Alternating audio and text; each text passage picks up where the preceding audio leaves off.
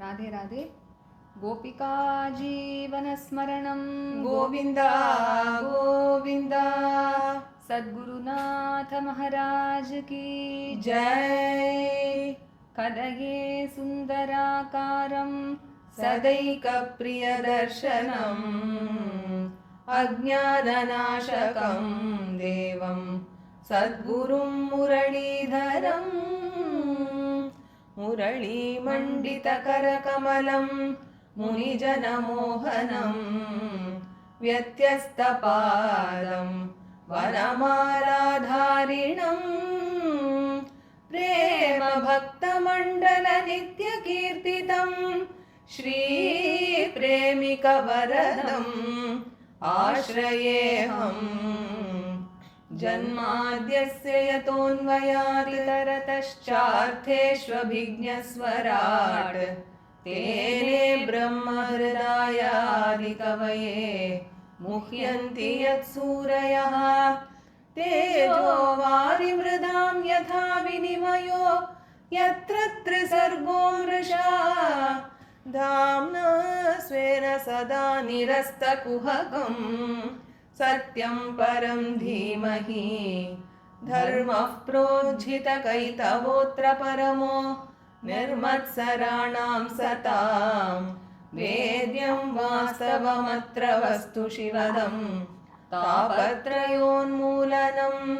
श्रीमद्भागवते महामुनिकृते किं वा परैरीश्वरः सद्यो हृद्यवरुध्यतेऽत्र कृतिभिः शुश्रूषुभिस्तत्क्षणात् निगमकल्पतरोर्गलितं फलं शुकमुखातमृतद्रवसंयुतं पिबत भागवतं रसमालयं मुहुरहो रसिका भुवि भावुकाः यं प्रव्रजन्तमनुपेतमपेतकृत्यं द्वैपायनो विरहकातराजुहाव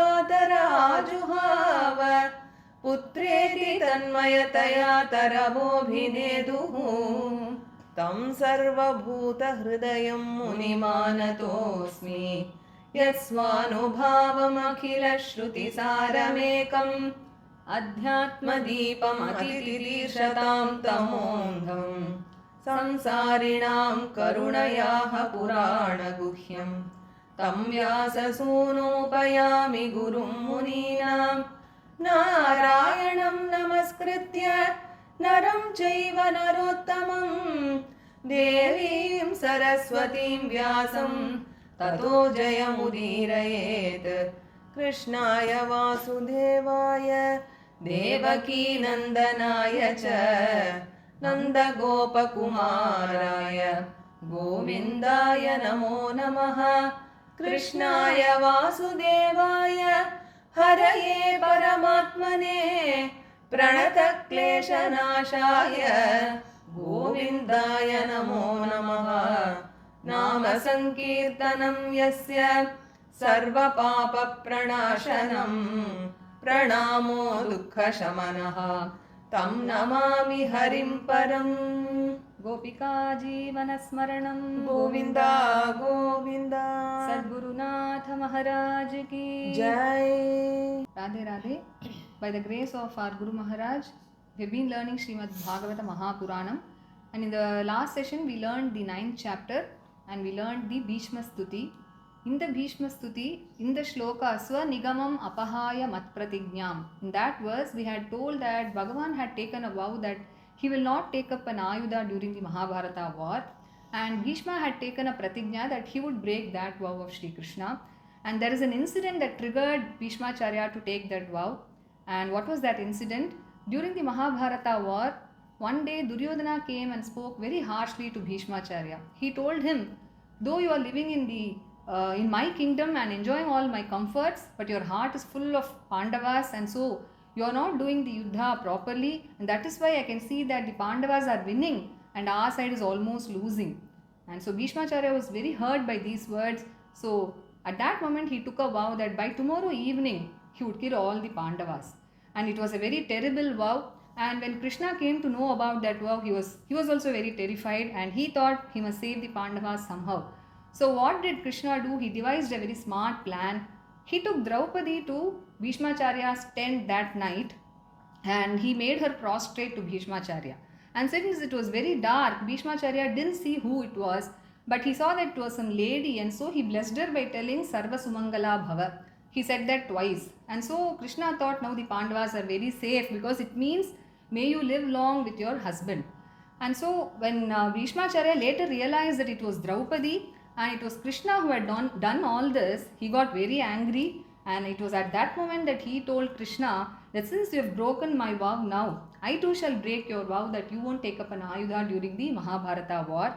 So it was at that moment that he took that pratigna, and since we missed telling this in the previous session, I have mentioned it now.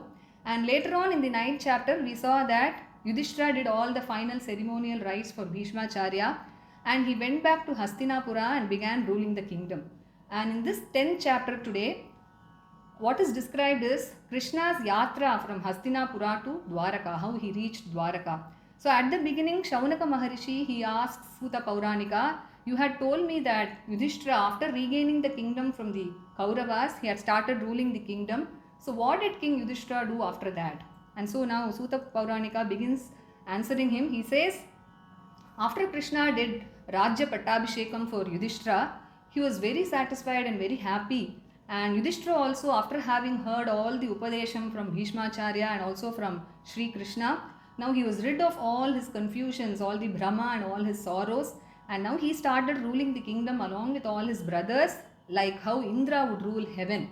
And he says how prosperous Yudhishthira's reign was. He says there were timely rains and the earth yielded all the crops, and all the cows, they gave plenty of milk, and all the trees, the plants, the creepers, they put forth fruits and flowers in their respective seasons, and all the mountains and rivers also, they gave plenty in nature, and all the people, they were all very prosperous without adi, that is any mental diseases, or vyadhi, that is physical diseases like how we are suffering now.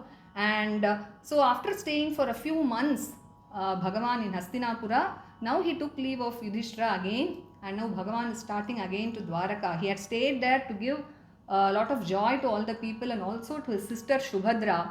And so now what happened when Krishna was about to start, all the people in Hastinapura, they could not at all bear separation from Krishna.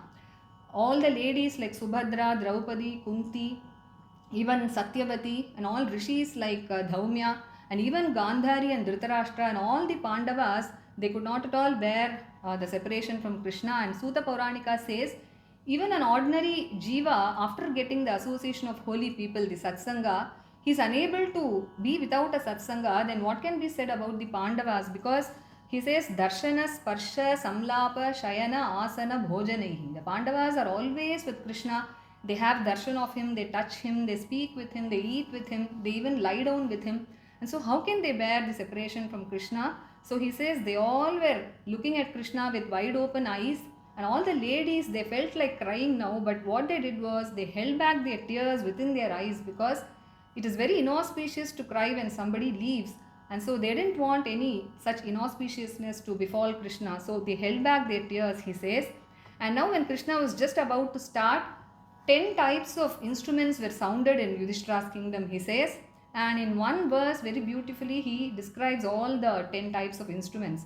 He says, Mridangam, Shankha, Beri, Veena, Panava, Gomukha, Dundhuri, Anaka, Ganta, Dundubi. So all these 10 types of Vadhyas, Dashavida Vadhyas, they were sounded. And now as Krishna came in the royal path in his chariot, Arjuna was holding the royal white umbrella. And on both sides, Uddhava and Satyaki, they were fanning Krishna with the chamaras. And all the ladies of Hastinapura, they went to the balconies of their respective mansions, and from there they were looking at Krishna with so much love. They showered Krishna with a lot of flowers, and they started speaking among themselves about Krishna in various ways. And Suta Pauranika says it was Sarva Shruti Manoharaha. That is, it was very pleasing to the ears of everybody, because everybody could hear what they spoke. And what they were telling is, one Sakhi tells another, she says, do you know that it is this Krishna who is the Purana Purusha? He was the one who remained even before creation began, and later on by taking up Maya, he was the one who has created this world. And he gave all the Shastras to protect this world, and finally, he would dissolve the entire world into himself. And even after doing all this, he is totally unperturbed by all these activities, she says. And then another woman, another lady, she told her friend, do you know that it is his glory and his fame that all the Vedas speak of, all the Puranas speak of, and all the rishis and yogis, they control their mind, they control their breath only to have sakshatkara, that is to realize Krishna within their hearts with so much of devotion. Then another Sakhi told, do you know that he incarnates in every yuga to protect this earth whenever she is harmed by the unjust kings who are blinded by ignorance? And another one said, Aho alam shlagyatamam yadoho kulam. She said how praiseworthy this dynasty of Yadu has become because Krishna has been born there, and how fortunate Madhuvanam has become, that is Mathura, because Bhagavan moves about there. And she says about Kushasthali, Aho bata swaryashasaha tiraskari. She says Kushasthali or Dwaraka, it has put to shame even the fame of heavens, she says, and it is enhancing the glory of this earth so much because of Krishna's presence there. And finally, one more lady says, I really admire those women who have married Sri Krishna. How much of austerities of vrata they must have done to marry Krishna, who is even yearned for by the gopis, she says. And the Mahishis like Rukmini and Jambavati, who have been brought as Virya Shulka by Krishna, they are adding so much glory to womanhood itself. They make proud all the women themselves because of their great fortune. So all these conversations, it fell upon the ears of Bhagavan Sri Krishna also, and so he looked at them and smiled acknowledgingly, and he kept on moving in his ratha. And now Yudhishthira, he had sent Chaturanga Sainya to protect Krishna on the way, and all the Pandavas, they had come long way along with Krishna because they could not part with him at all. And so Krishna asked them all to return, and further he travelled through many places like Kuru, Jangala, Panchala, Brahmavarta, Shurasena, and so on. And every place that Krishna crossed, all the people of those places, they came and offered a lot of presents to Krishna. And finally, he says Krishna reached the Anartha Desha, that is the present day Gujarat, which is the Dwaraka Desham. And he says, by the time Krishna reached Anartha, his horses had become very exhausted and the sun had also set by then. So with this, the 10th chapter comes to an end. So now let us learn the 10th chapter verse by verse. Gopika Jeevana Smaranam Govinda Govinda Sadgurunath Maharaj Ki Jai. Shaunaka Uvacha Hatva Swarikta Spridha Atatayino Hatva Swarikta Spridha Atatayino Hatva Swarikta Spridha Atatayino Yudhishthiro Dharma Bhritam Varishtaha Yudhishthiro Dharma Bhritam Varishtaha Yudhishthiro Dharma Bhritam Varishtaha Sahanujaihi Pratyavaruddha Bhojanaha Sahanujaihi Pratyavaruddha Bhojanaha Sahanujaihi Pratyavaruddha Bhojanaha Katam Pravrittaha Kim Akarashit Tataha Katham Pravrittaha Kim Akarashit Tataha Katham Pravrittaha Kim Akarashit Tataha Suta Uvacha Suta Uvacha Vamsham Kuror Vamsha Davagni Nirhritam Vamsham Kuror Vamshadavagni Nirhritam Vamsham Kuror Vamshadavagni Nirhritam Samrohayitva Bhava Bhavano Harihi Samrohayitva Bhava Bhavano Harihi Samrohayitva Bhava Bhavano Harihi Niveshayitva Nijarajya Ishvaro Niveshayitva Nijarajya Ishvaro Niveshayitva Nijarajya Ishvaro Yudhishtiram Pritamana Babhuvaha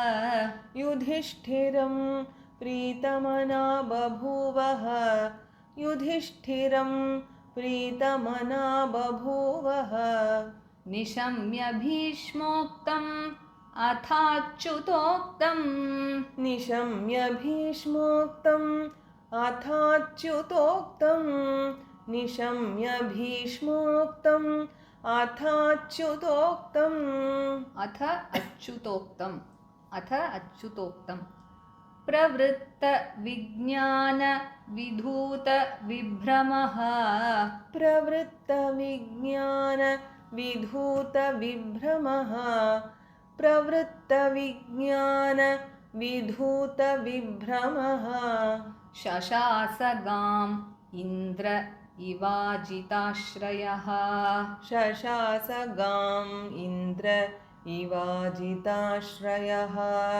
शशासगाम् Indra इवाजिताश्रयः परिद्युपान्ताम् अनुजानुवर्तितः परिद्युपान्ताम् अनुज अनुवर्तितः परिद्युपान्ताम् अनुजानुवर्तितः परिद्युपान्ताम्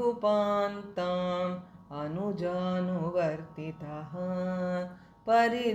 परिद्युपान्ताम् अनुजानुवर्तितः कामं ववर्ष पर्जन्यः कामं ववर्ष पर्जन्यः कामं ववर्ष पर्जन्यः सर्वकामदुघामही सर्वकामदुघामही सर्वकामदुघामही सिशिचुः स्म व्रजान् गावः सिषिचुः स्म व्रजान् गावः सिषिचुः स्म व्रजान् गावः पयसोधस्वतीर्मुदा पयसोधस्वतीर्मुदा पयसोधस्वतीर्मुदा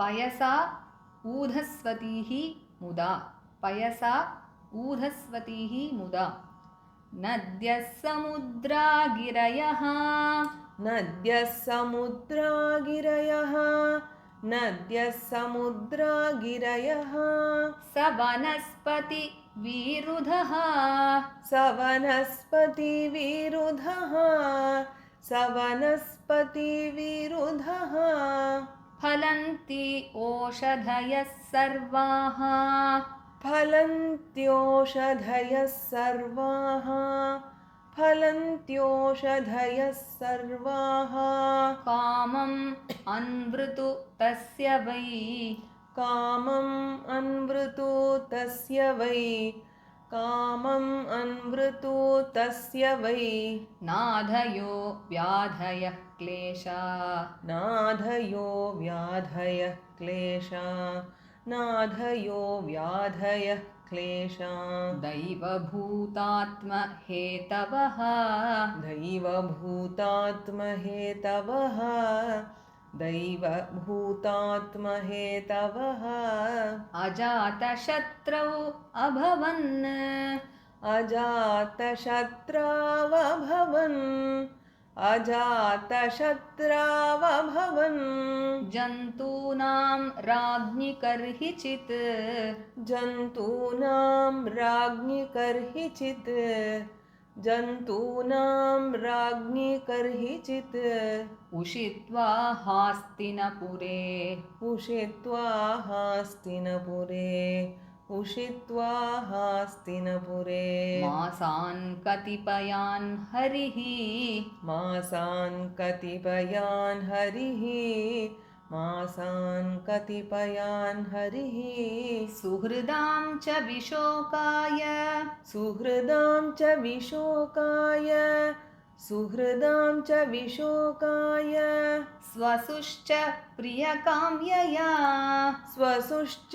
प्रियकाम्यया स्वसुश्च प्रियकाम्यया आमन्त्र्य चाभ्यनुज्ञातः आमन्त्र्य चाभ्यनुज्ञातः आमन्त्र्य चाभ्यनुज्ञातः आमन्त्र्य च अभ्यनुज्ञातः आमन्त्र्य च अभ्यनुज्ञातः परिष्वज्य अभिवाद्यतम् परिष्वज्याभिवाद्यतम् परिष्वज्याभिवाद्यतम् आरुरोह रथं कैश्चित् आरुरोह रथं कैश्चित् आरुरोह रथं कैश्चित् परिष्वक्तो अभिवादितः परिष्वक्तोऽभिवादितः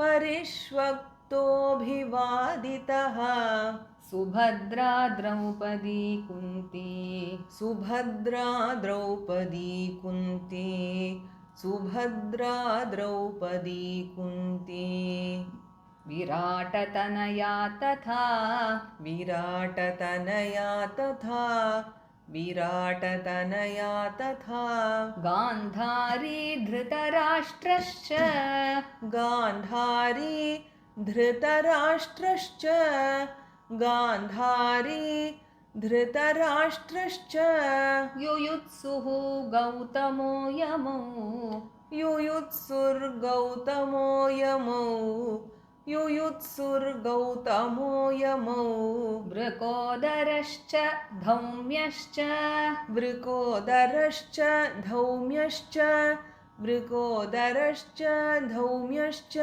स्त्रियो मत्स्यसुतादयः स्त्रियो मत्स्यसुतादयः स्त्रियो मत्स्यसुतादयः न सेहिरे विमुह्यन्तो न सेहिरे विमुह्यन्तो न सेहिरे विमुह्यन्तो विरहं शार्ङ्गधन्वनः विरहं शार्ङ्गधन्वनः विरहं शार्ङ्गधन्वनः सत्सङ्गान् मुक्तदुस्सङ्गो सत्सङ्गान् मुक्तदुस्सङ्गो सत्सङ्गान् मुक्तदुस्सङ्गो सत्सङ्गात् मुक्तदुस्सङ्गो सत्सङ्गात् मुक्तदुस्सङ्गो हातुं नोत्सहते बुधः हातुं नोत्सहते बुधः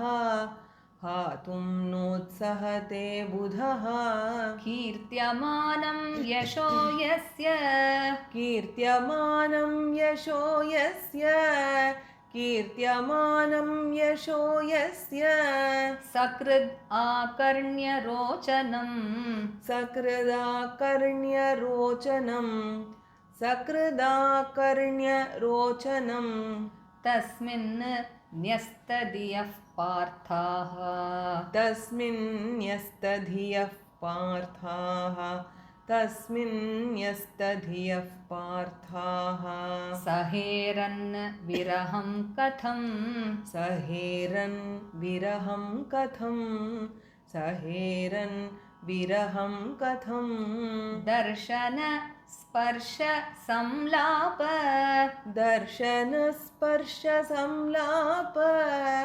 दर्शनस्पर्शसंलाप शयन आसन भोजनैः शयनासनभोजनैः शयनासनभोजनैः सर्वे ते अनिमिषैः अक्षैः सर्वे ते निमिषैरक्षैः सर्वे ते निमिषैरक्षैः तम् अनुद्रुतचेतसः तम् अनुद्रुतचेतसः तमनुद्रुतचेतसः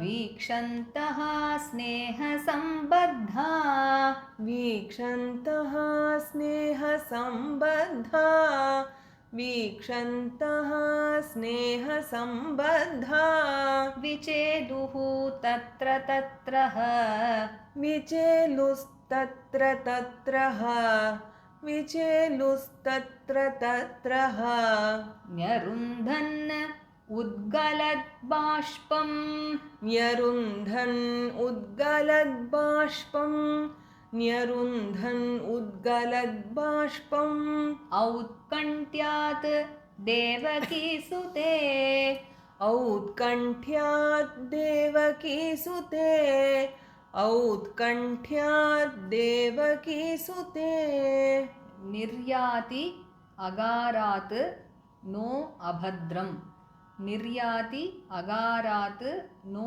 अभद्रम निर्यात्यगारान्नो भद्रम निर्यात्यगारान्नो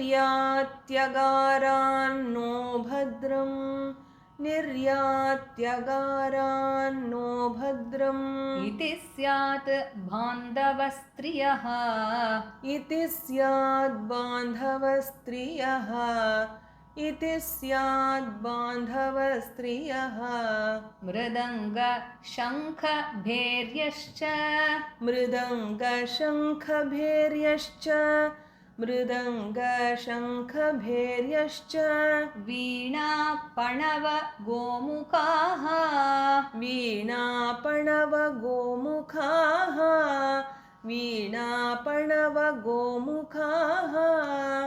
धुन्धुरी आनक घण्टाद्या धुन्धुर्यानकघण्टाद्या धुन्धुर्यानकघण्टाद्या नेदुः दुन्दुभयस्तथा नेदुर्दुन्दुभयस्तथा नेदुर्दुन्दुभयस्तथा प्रासाद शिखरारूढाः प्रासाद शिखरारूढाः प्रासाद शिखरारूढाः कुरु नार्यो दिदृक्षया कुरु नार्यो दिदृक्षया कुरु नार्यो दिदृक्षया ववृषुः कुसुमैः कृष्णम् ववृषुः कुसुमैः कृष्णम् ववृषुः कुसुमैः कृष्णम् प्रेम व्रीडा स्मिते क्षणाः प्रेमव्रीडा स्मिते क्षणाः प्रेमव्रीडा स्मृते क्षणाः सितातपत्रं जग्राह सितातपत्रं जग्राह सितातपत्रं जग्राह मुक्तादाम विभूषितं मुक्तादामविभूषितं मुक्तादामविभूषितं रत्नदण्डं गुडाकेशः रत्नदण्डं गुडाकेशः रत्नदण्डं गुडाकेशः प्रियः प्रियतमस्यः प्रियः प्रियतमस्यः प्रियः प्रियतमस्यः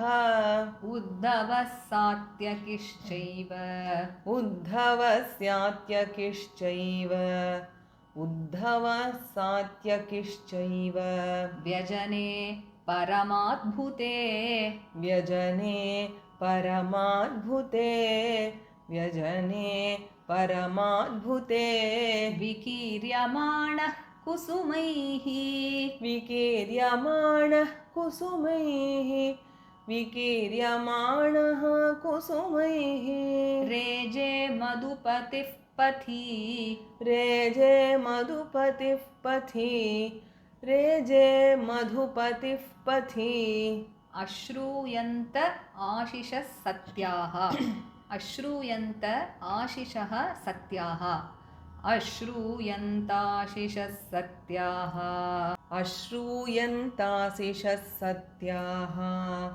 अश्रूयन्ताशिषः सत्याः तत्र तत्र द्विजेरिताः तत्र तत्र द्विजेरिताः तत्र तत्र द्विजेरिताः नानुरूपानुरूपाश्च नानुरूपानुरूपाश्च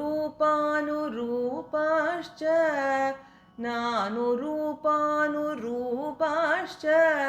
न अनुरूप अनुरूपाश्च न अनुरूप अनुरूपाश्च निर्गुणस्य गुणात्मनः निर्गुणस्य गुणात्मनः निर्गुणस्य गुणात्मनः अन्योन्यम् आसीत् सञ्जल्प अन्योन्यमासीत् सञ्जल्प अन्योन्यमासीत् सञ्जल्प उत्तमश्लोकचेतसाम्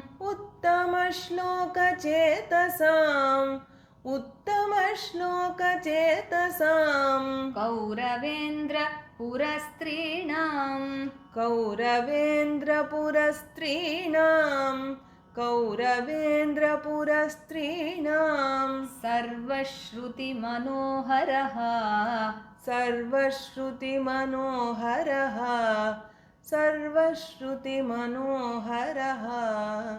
Let us read these 20 shlokas together once. Shaunaka उवाच हत्वा स्वरिक्थस्पृधाततायिनो युधिष्ठिरो धर्मभृतां वरिष्ठः सहानुजैः प्रत्यवरुद्धभोजनः कथं प्रवृत्तः किम् अकारशीततः.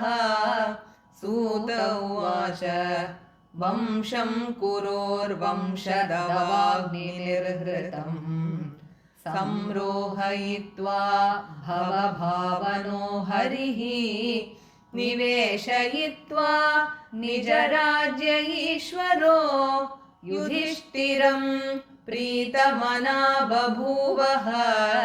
निशम्य भीष्मोक्तम् अथाच्युतोक्तम् प्रवृत्त विज्ञान विधूत विभ्रमः. शशासगामिन्द्र इवाजिताश्रयः परिद्युपान्ताम् अनुजानुवर्तितः. कामं ववर्ष पर्जन्यः सर्वकामदुघामही शिशिचुः स्म व्रजान् गावः पयसोधस्वतीर्मुदा. नद्यः समुद्रा गिरयः सवनस्पतिवीरुधः फलन्त्योषधयः सर्वाः कामम् अन्वृतु तस्य वै. नाधयो व्याधयः क्लेशा दैवभूतात्महेतवः. अजातशत्रावभवन् जन्तूनां राज्ञि कर्हिचित् उषित्वा हास्तिनपुरे मासान् कतिपयान् हरिः. सुहृदां च विशोकाय स्वसुश्च प्रियकाम्यया आमन्त्र्य चाभ्यनुज्ञातः परिष्वज्याभिवाद्यतम्. आरुरोह रथं कैश्चित् परिष्वक्तोऽभिवादितः. सुभद्रा द्रौपदी कुन्ती विराटतनया तथा गान्धारी धृतराष्ट्रश्च युयुत्सुर्गौतमो यमौ. भृकोदरश्च धौम्यश्च स्त्रियो मत्स्यसुतादयः. न सेहिरे विमुह्यन्तो विरहं शार्ङ्गधन्वनः. सत्सङ्गान्मुक्तदुःसङ्गो हातुं नोत्सहते बुधः. कीर्त्यमानं यशो यस्य सकृदाकर्ण्यरोचनम्. तस्मिन् न्यस्तधियः पार्थाः सहेरन्विरहं कथम्. दर्शनस्पर्शसंलाप शयनासनभोजनैः सर्वे ते निमिषैरक्षैः तमनुद्रुतचेतसः.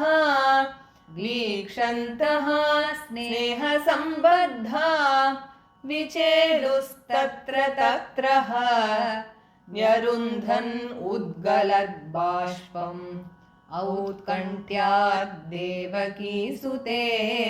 निर्यात्यगारान्नो भद्रम् इति स्याद्बान्धवस्त्रियः. मृदङ्गशङ्खभेर्यश्च वीणापणवगोमुखाः दुन्धुर्यानकघण्टाद्या नेदुर्दुन्दुभयस्तथा प्रासादशिखरारूढाः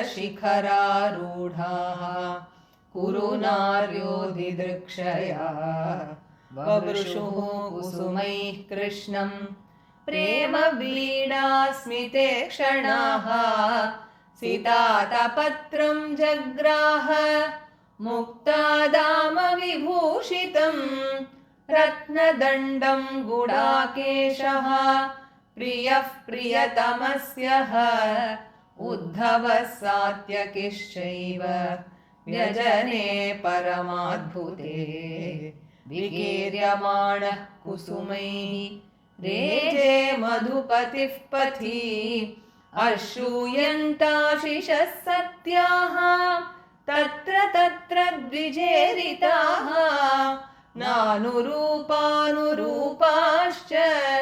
निर्गुणस्य गुणात्मनः अन्योन्यमासीत् सञ्जल्प उत्तमश्लोकचेतसाम् कौरवेन्द्रपुरस्त्रीणां सर्वश्रुतिमनोहरः स वै किलायं पुरुषः पुरातनो स वै किलायं पुरुषः पुरातनो स वै किलायं पुरुषः पुरातनो य एक आसीत् अविशेष आत्मनि य एकासीत् अविशेषात्मनि य एक आसीदविशेषात्मनि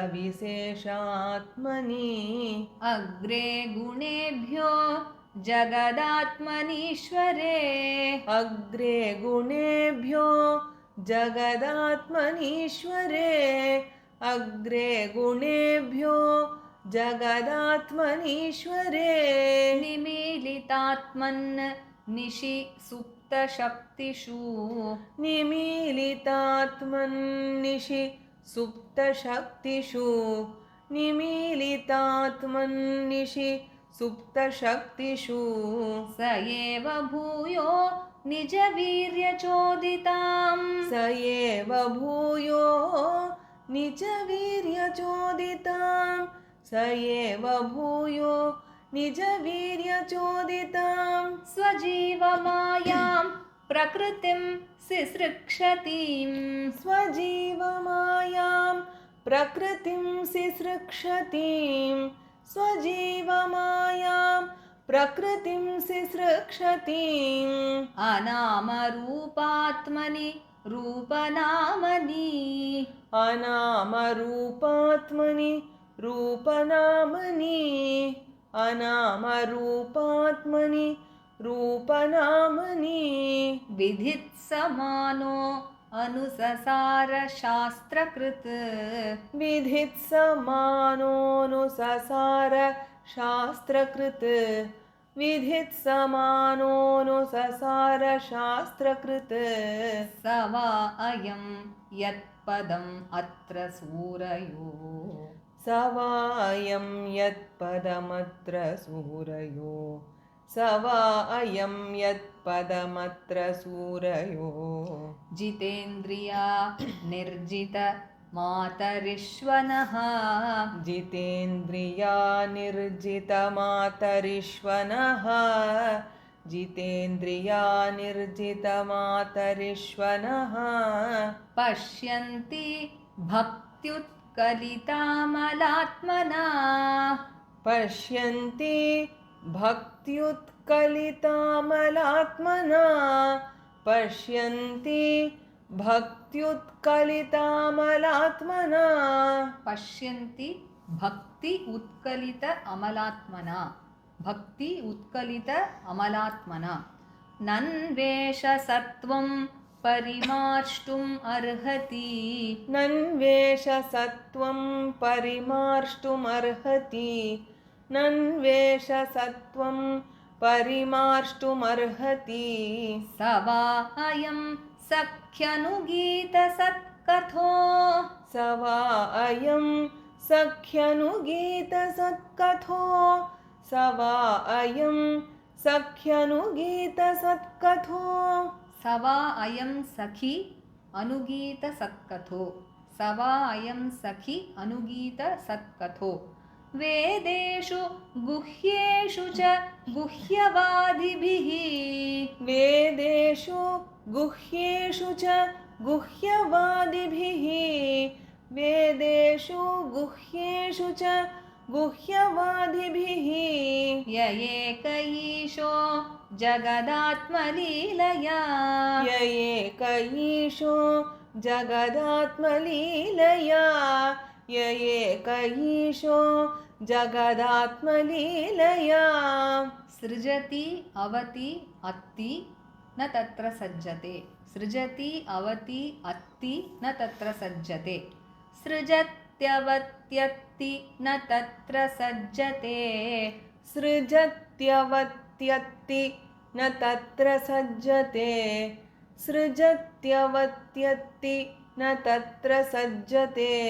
यदा हि अधर्मेण तमोधियो नृपा यदा ह्यधर्मेण तमोधियो नृपा यदा ह्यधर्मेण तमोधियो नृपा जीवन्ति तत्रैष हि सत्त्वतः किल जीवन्ति तत्रैष हि सत्त्वतः किल जीवन्ति तत्रैष हि सत्त्वतः किल धत्ते भगं सत्यं ऋतं दयां यशो धत्ते भगं सत्यं ऋतं दयां यशो धत्ते भगं सत्यं ऋतं दयां यशो भवाय रूपाणि ददद् युगे युगे भवाय रूपाणि दधद्युगे युगे भवाय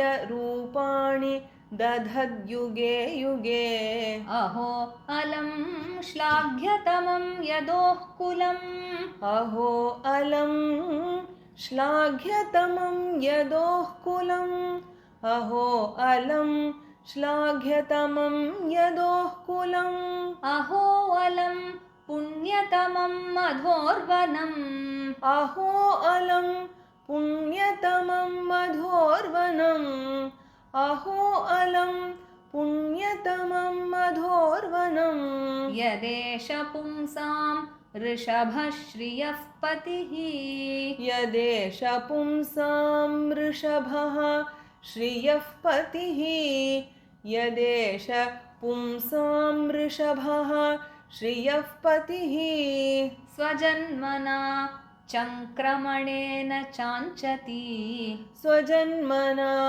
चङ्क्रमणेन चाञ्चति स्वजन्मना चङ्क्रमणेन चाञ्चति अहो बत स्वर्यशसः तिरस्करी अहो बत स्वर्यशसस्तिरस्करी अहो बत स्वर्यशसस्तिरस्करी कुशस्थली पुण्ययशस्करी भुवः कुशस्थली पुण्ययशस्करी भुवः कुशस्थली पुण्ययशस्करी भुवः पश्यन्ति नित्यं यद् अनुग्रहेशितं पश्यन्ति नित्यं यदनुग्रहेशितं पश्यन्ति नित्यं यदनुग्रहेशितं स्मितावलोकं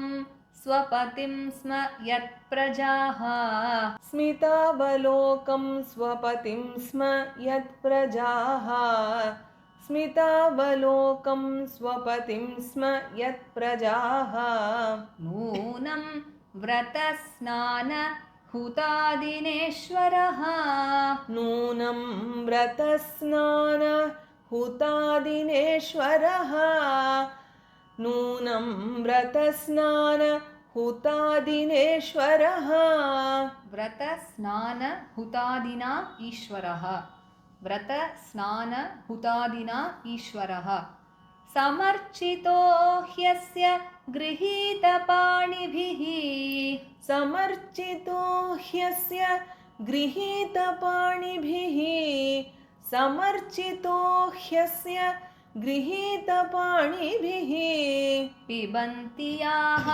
सख्यधरामृतं मुहुः पिबन्ति याः सख्यधरामृतं मुहुः पिबन्ति याः सख्यधरामृतं मुहुः सखी अधरामृतं मुहुः सखी अधरामृतं मुहुः व्रजस्त्रियः सम्मुमुहुः यदाशयाः व्रजस्त्रियः सम्मुमुहुर्यदाशयाः व्रजस्त्रियः सम्मुमुहुर्यदाशयाः या वीर्यशुल्केन हृताः स्वयंवरे या वीर्यशुल्केन हृता स्वयंवरे या वीर्यशुल्केन हृताः स्वयंवरे प्रमथ्य चैद्यप्रमुखान् हि शुष्मिणः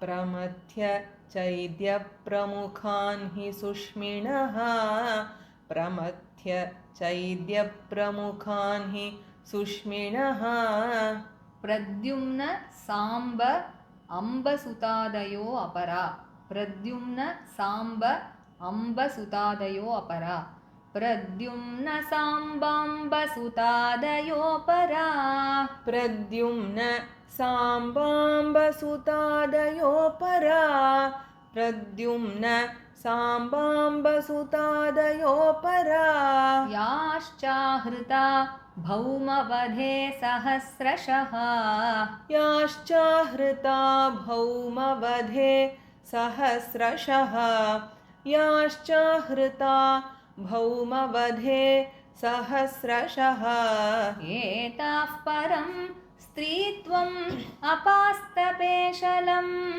एताः परं स्त्रीत्वम् अपास्तपेशलम् एताः परं स्त्रीत्वमपास्तपेशलम् निरस्तशौचं बत साधु कुर्वते निरस्तशौचं बत साधु कुर्वते निरस्तशौचं बत साधु कुर्वते यासां गृहात् पुष्करलोचनः पतिः यासां गृहात् पुष्करलोचनः पतिः यासां गृहात् पुष्करलोचनः पतिः न जातु अपैति आहृतिभिः हृदि स्पृशन् न जातु अपैति आहृतिभिः हृदि स्पृशन् न जात्वपैत्याहृतिभिर्हृदि स्पृशन्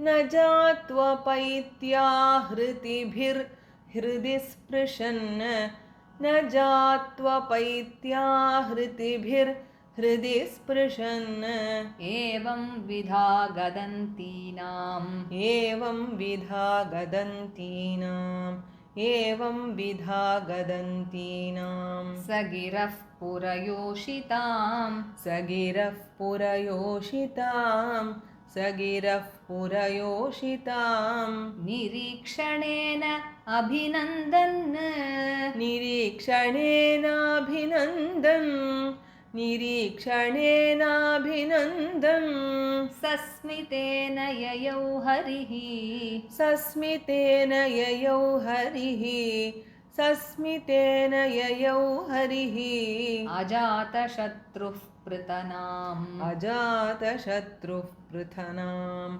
अजातशत्रुः पृतनाम् गोपीथाय मधुद्विषः गोपीथाय मधुद्विषः गोपीथाय मधुद्विषः परेभ्यः शङ्कितस्नेहात्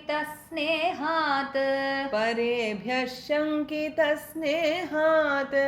परेभ्यः शङ्कितः स्नेहात् प्रायुङ्क्त चतुरङ्गिणीम् प्रायुङ्क्त चतुरङ्गिणीम् प्रायुङ्क्त चतुरङ्गिणीम् अथ दूरागतान् शौरिः अथ दूर आगतान् शौरिः अथ दूरागतान् शौरिः अथ दूरागतान् शौरिः अथ दूरागतान् शौरिः कौरवान् विरहातुरान् कौरवान् विरहातुरान् कौरवान् विरहातुरान् सन्निवर्त्य दृढं स्निग्धान् सन्निवर्त्य दृढं स्निग्धान् संनिवर्त्य दृढं स्निग्धान् प्रायात् स्वनगरीं प्रियैः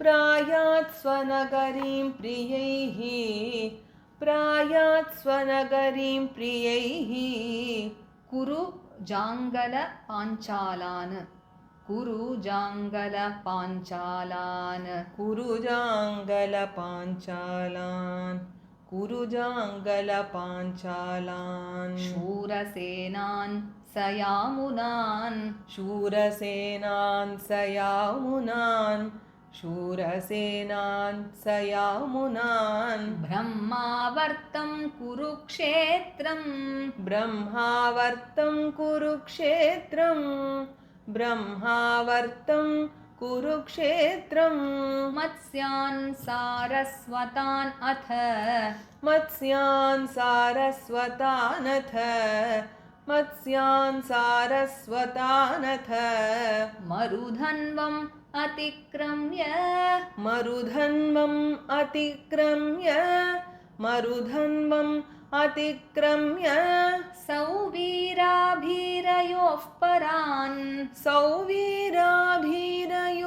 परान् सौवीराभिरयोः परान् सौवीर आभिरयोः परान् सौवीर आभिरयोः परान् आनर्तान् भार्गवोपागात्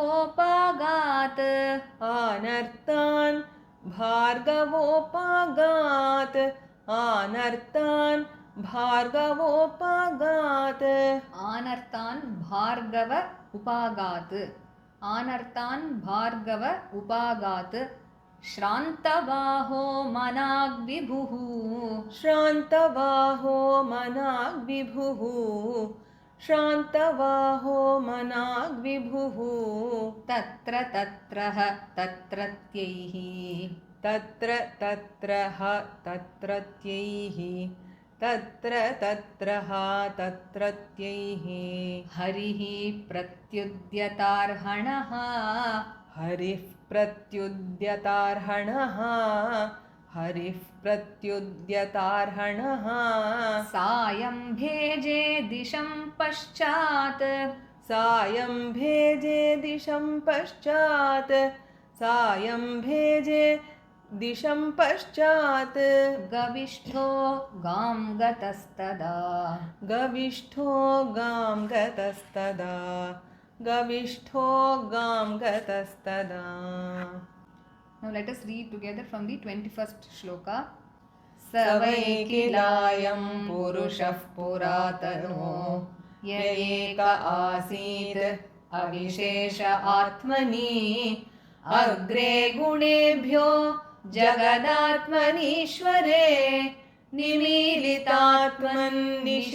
सुप्तशक्तिषु स एव भूयो निजवीर्यचोदितां स्वजीवमायां प्रकृतिं सृक्षतीम् अनामरूपात्मनि रूपनामनि विधित्समानो अनुससार शास्त्रकृत् स वा अयं यत्पदमत्र सूरयो जितेन्द्रिया निर्जितमातरिष्वनः पश्यन्ति भक्त्युत्कलितामलात्मना नन्वेष सत्वं परिमार्ष्टुम् अर्हति स वा अयं सख्यनुगीतसत्कथो वेदेषु गुह्येषु च गुह्यवादिभिः य एकैशो जगदात्मलीलया सृजत्यवत्यत्ति न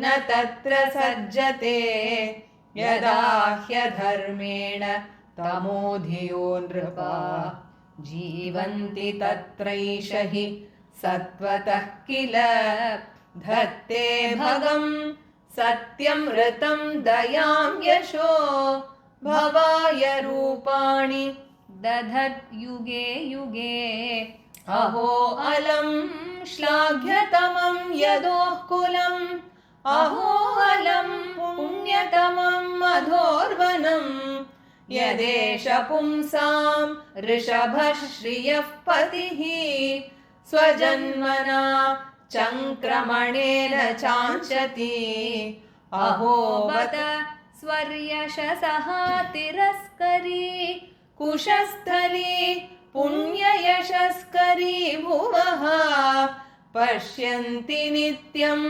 यदनुग्रहेशितं स्मितावलोकं स्वपतिं स्मयत्प्रजाः नूनं व्रतस्नान हुतादिनेश्वरः समर्चितो ह्यस्य गृहीतपाणिभिः पिबन्ति या सख्यधरामृतं मुहुः व्रजस्त्रियः सम्मुमुहुर्यदाशयाः या वीर्यशुल्केन हृता स्वयंवरे प्रमथ्य चैद्यप्रमुखान् हि शुष्मिणः प्रद्युम्न साम्बाम्बसुतादयो परा याश्चाहृता भौमवधे सहस्रशः एताः परं स्त्रीत्वम् अपास्तपेशलं निरस्तशौचं बत साधु कुर्वते यासां गृहात् पुष्करलोचनः पतिः न जात्वपैत्याहृतिभिर्हृदि स्पृशन् एवं विधा गदन्तीनां स गिरः पुरयोषितां निरीक्षणेनाभिनन्दन् सस्मितेन ययौ हरिः अजातशत्रुः पृतनां गोपीथाय मधुद्विषः परेभ्यः शङ्कितस्नेहात्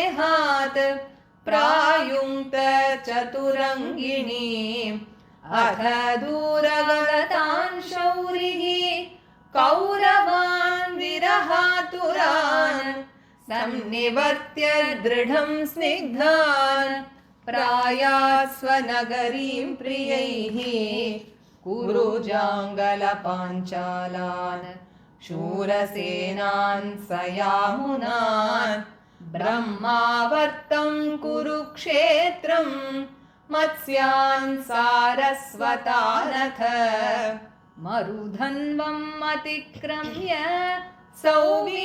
सौवीराभीरयोः परान् आनर्तान् भार्गवोपागात् श्रान्तवाहो मनाग्विभुः तत्र तत्रैः हरिः प्रत्युद्यतार्हणः सायं भेजे दिशं पश्चात् गविष्ठो गां गतस्तदा श्रीहरये नमः श्रीहरये नमः श्रीहरये नमः गोपिका जीवनस्मरणं गोविन्दा गोविन्दा सद्गुरुनाथ महाराज की जय. The raga in which we read the chapter today is Kannada. So let us meet in the next session while we learn the 11th chapter. Radhe Radhe.